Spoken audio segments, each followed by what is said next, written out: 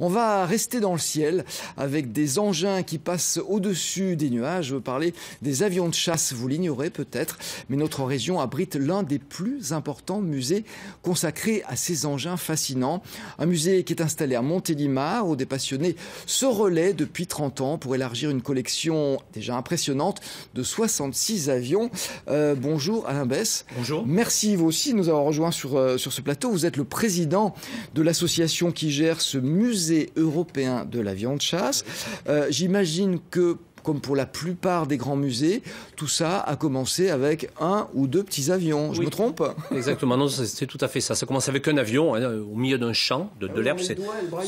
Voilà, sur un terrain d'aviation de Montélimar en Cône. Et tout doucement, depuis 30 ans, la collection effectivement s'est étoffée pour arriver aujourd'hui à 66 avions sur le site et la plupart sont présentés au public. En petite définition, l'avion de chasse, c'est l'avion qui est fait pour faire la guerre. Un avion de chasse, c'est un avion qui est fait pour faire la guerre. Oui, après les avions de chasse, il y a les chasseurs bombardiers, mais en fait un avion de chasse, c'est effectivement un avion qui est fait pour faire la guerre. Et j'allais vous demander depuis quand on en construit. Mais en fait, depuis que les avions existent, on s'en sert pour faire la guerre. Depuis le début, voilà, exactement. Les premiers avions sont apparus, et puis la guerre 14-18 est arrivée pratiquement tout de suite. Et effectivement, les hommes, les militaires, ont commencé effectivement à imaginer comment ils pourraient se servir de ces avions qui permettaient de faire de l'observation ou de larguer des bombes ou de tirer même sur l'ennemi. Et c'est comme ça que les avions de chasse sont nés. Alors on est en train de les voir, vos avions là qui sont magnifiques.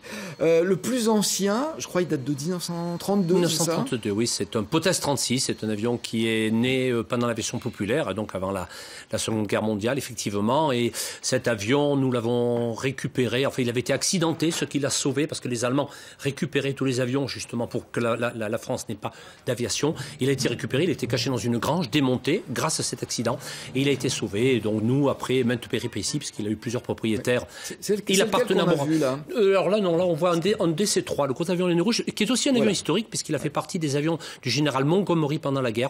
Mais cet avion a 10 ans de plus, puisqu'il a été fabriqué en 1942. Mais il a participé à la Deuxième Guerre mondiale. Alors le Potez 36, il est classé monument historique. Il est classé monument historique, oui. Je dis toujours pour rigoler au même titre que le château de Versailles. C'est pas tout à fait pareil. Mais la particularité d'avion classé monument historique, c'est qu'il a le droit de voler. Alors on prend le risque effectivement, mais par contre le monument historique dit qu'il doit être restauré selon des normes, et cet avion volera quand même, il faut savoir, lorsqu'il volera dans quelques années, parce que c'est très très long, avec à peu près 80% de pièces d'origine.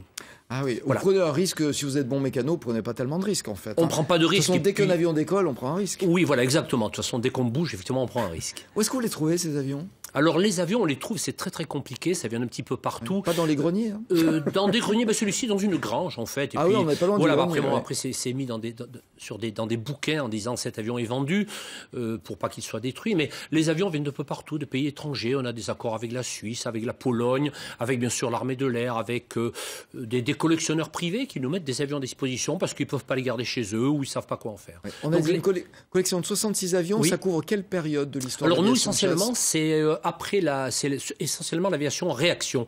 Donc après le début de l'aviation réaction a coïncidé un petit peu avec la fin de la Deuxième Guerre mondiale. Mais on a quand même donc le DC-3, j'ai dit, qui est un avion à hélice qu'on a vu, un bimoteur, qui date de 1942, et puis le Potez 36 aussi, qui date un peu d'avant. Mais enfin, nous, essentiellement, ce sont des avions à réaction, chasseurs à réaction. Et votre trésor, ça fait 25 ans, je crois que vous l'avez. Oui. C'est un OV-10 Bronco, on va le voir.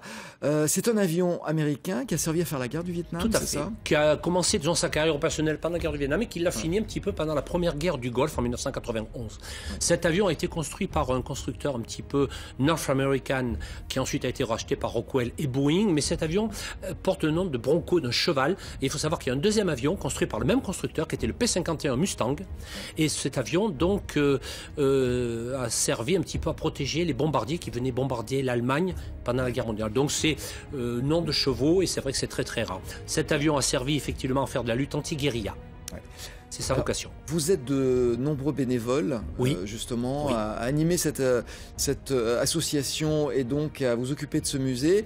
Est-ce qu'ils sont tous comme vous d'anciens pilotes ? Non, pas du tout. Non, pas du tout. Les gens ont toutes les origines. Ils aiment l'aviation. Je ne peux pas dire d'où est-ce qu'ils viennent tous, mais enfin, non, il y a des gens qui n'ont jamais été proches de l'aviation et qui, à un moment, ont décidé d'y venir.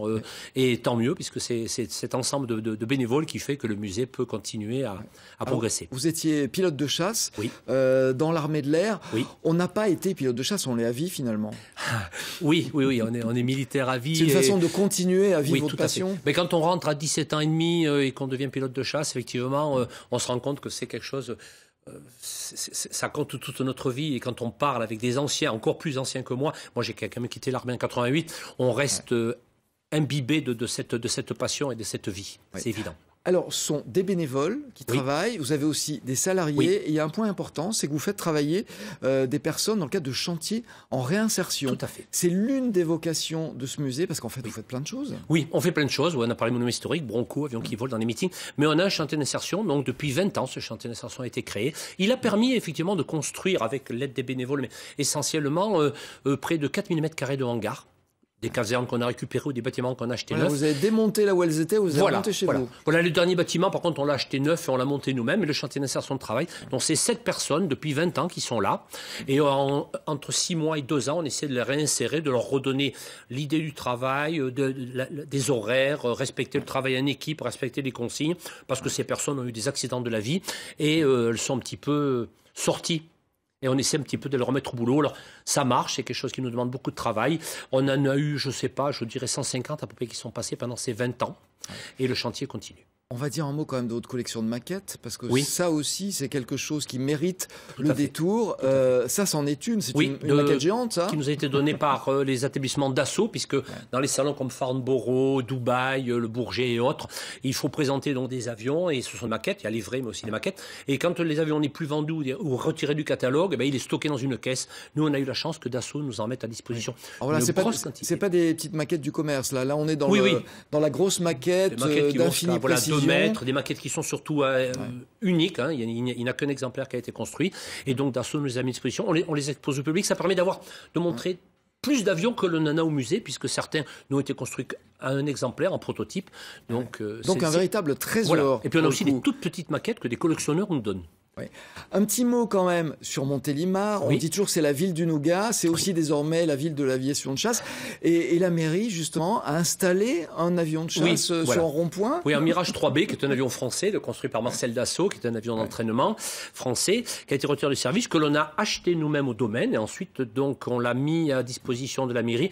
Il a été repeint, on l'a mis dans des couleurs les plus belles possibles. Et donc, grâce à des entreprises de Montiliens, un gros travail de coopération entre les Montiliens et la ville, on a pu le mettre sur le rond-point qui est juste à côté du musée et qui est une belle publicité pour notre musée. Ah ben voilà, en tout cas ça va inciter les gens. Merci beaucoup Alain Besse d'être venu nous parler de ce musée. Je veux dire que les prochains événements, le plus important, c'est les 30 ans, et c'est en septembre. Avant de nous quitter, le